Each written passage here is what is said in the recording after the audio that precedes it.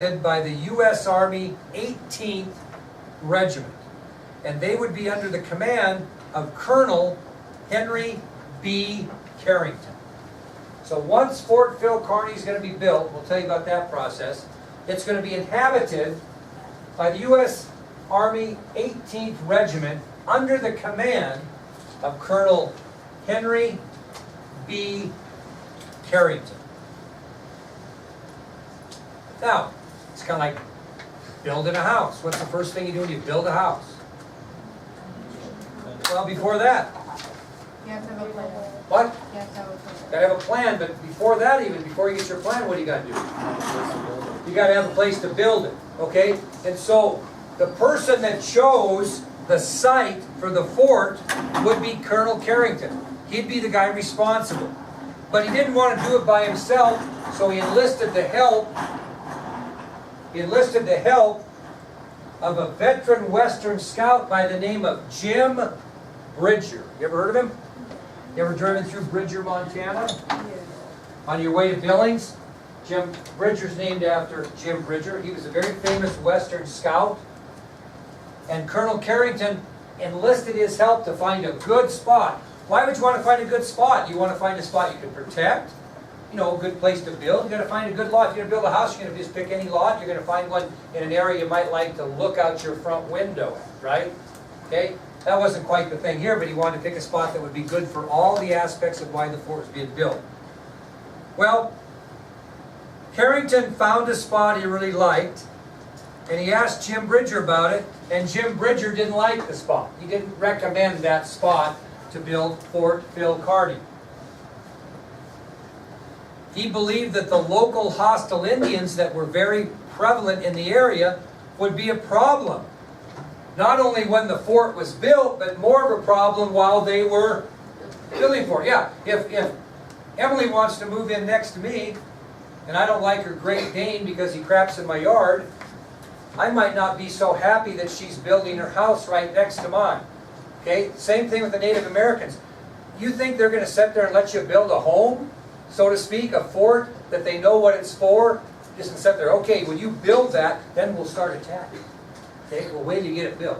They weren't going to do that. So Jim Bridger said, you know, this isn't a very good spot.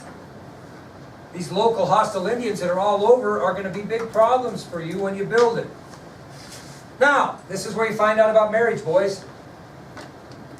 They built it there anyway. You know why? Come on, fellas, I'm going to give you some lifelong advice here. Before you get up there and you say, for better or for worse, Rasmussen, you better know the whole story. Somebody's wife picked it? Whose? Colonel Carrington's wife liked it. And she was tired of looking for another location. I'm tired of looking, I kind of like this. Don't worry about the fact that the surrounding hills are teeming with hostile Indians that aren't going to be real happy about you building a fort there. This is Carrington like that. So fellas, that's going to happen to you sometime. My wife and I built a home one time. Honey, I love you. And you know what I learned in building that home? You know what you do as the male in building a home? Write the checks. Check everything. Okay, write the checks. Keep that in mind, fellas. Now, another troublesome issue that was at Fort Phil Kearny is his officers, Colonel Carrington's officers they had under his command, really saw him as kind of soft. They didn't have a lot of respect for him. So what do you have? You got Henry Carrington as your commander, you got some officers under him, and then you got your soldiers, right? Well, his officers really didn't like him that much or respect him. They thought he was too soft. He never would engage these hostiles. You know, when they came in during the construction of the fort and were giving us the business, he was very apprehensive to attack. And that bothered his officers, who thought he was just a little soft. Okay? Why would the construction of Fort Phil Kearny be seen by local Indian tribes as evil? What is it disrupting? What's it disrupting? You're right, but their way of life, which is all those things. So they see this as a disruption of their way of life. Now, The three Indian tribes that were around that area were Sioux, Cheyenne, and Arapaho. So it wasn't just the Sioux, or just the Cheyenne, or just the Arapaho. There were Indian tribes of all three of those makeups in that area of Fort Phil Kearny. Yeah. So the area of building the fort on Indian land, so to speak, was despised by three surrounding tribes: the Sioux, the Cheyenne, the Arapaho. Arapaho is A-R-A-P-A-H-O. A-R-A-P-A-H-O. Now, Colonel Carrington had a defensive nature about him. If you're coaching the boys' basketball team, and you have a defensive nature about you, what's your philosophy when you go play the game? We're not going to worry about scoring 70 points. We're going to make sure our opponent doesn't score 50. Okay? We were talking about that today.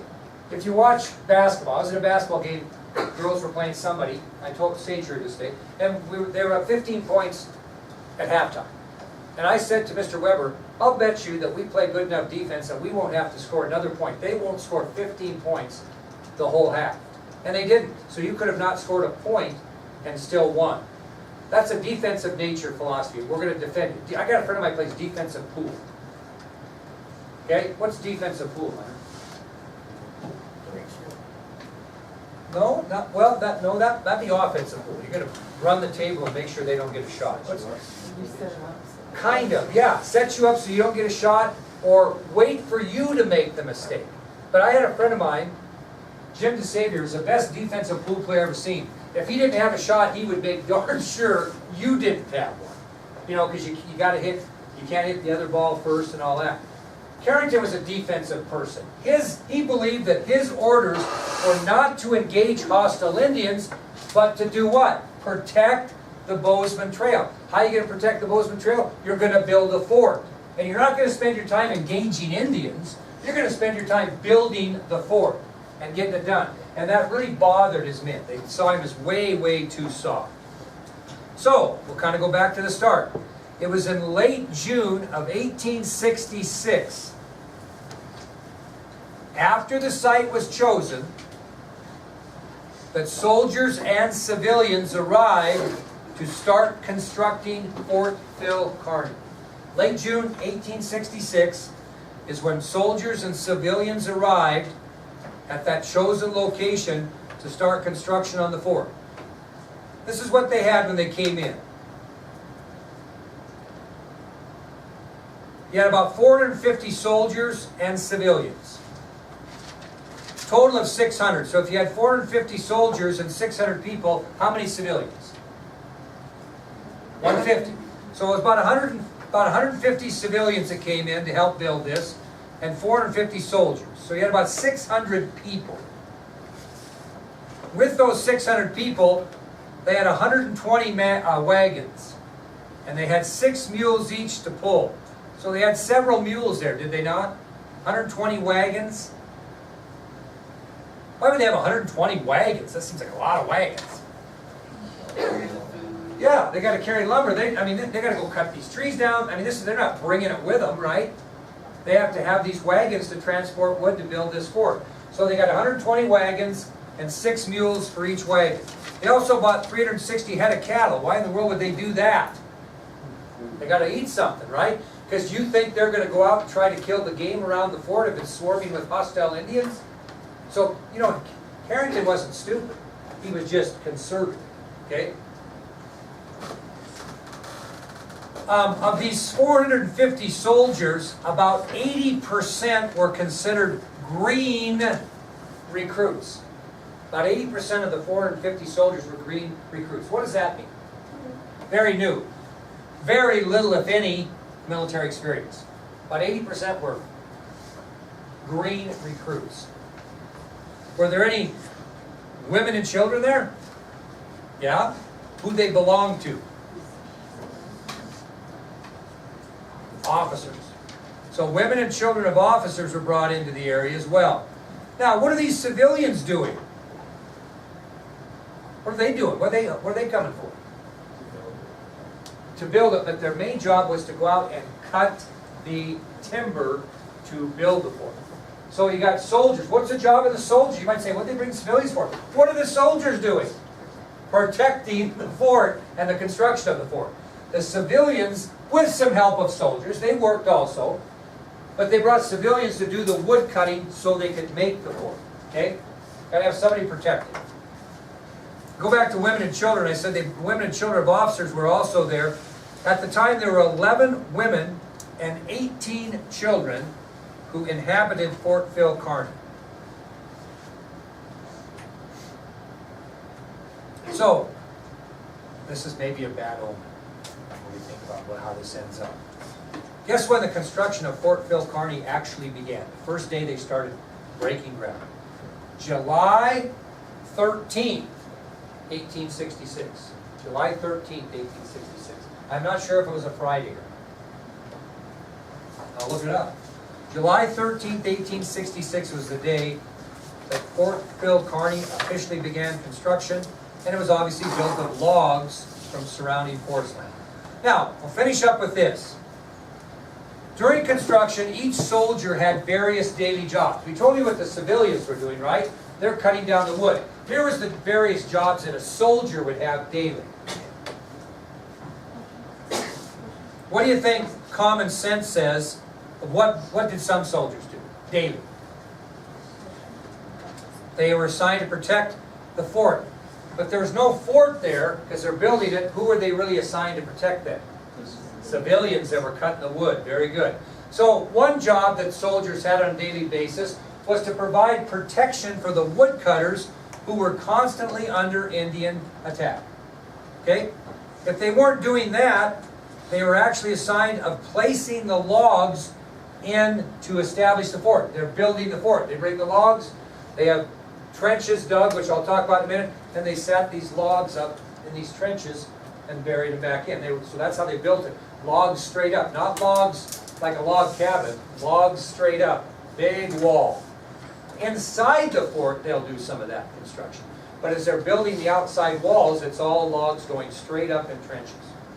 So some soldiers were assigned the task of placing the logs in the trenches to establish the fort. How did those trenches get dug? By other soldiers.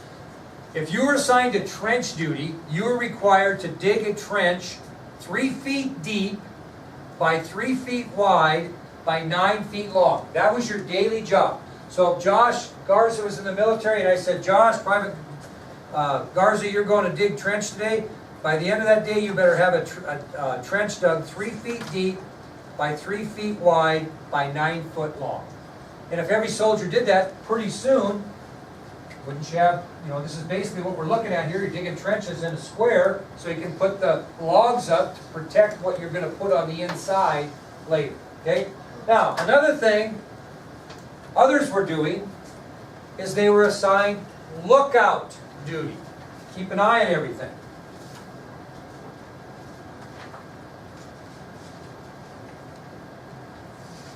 Now, we'll talk about this later, but they found a really nice lookout spot. And it was called Pilot's Knob. And you'll get a chance this year in May to get on the top of that. You can stand right on it. See the view. It took me a little while to get up there. I'm old. The Pilot's Knob was this lookout spot that other military men were assigned for lookout duty. Okay, think about this. The fort was completed and they had the official dedication on October 31st, 1866. October 31st, 1866. Think about that. July, August, September, October. Took them about 3 months and 2 weeks to build this fort under Indian siege. Pretty good job, really. So it was officially dedicated on October 31st, 1866. Tomorrow, I will tell you what the fort looked like inside. Pretty obvious what it looked like outside. Tell you what it looked like inside. Anybody want to guess how much land area this fort covered? How much?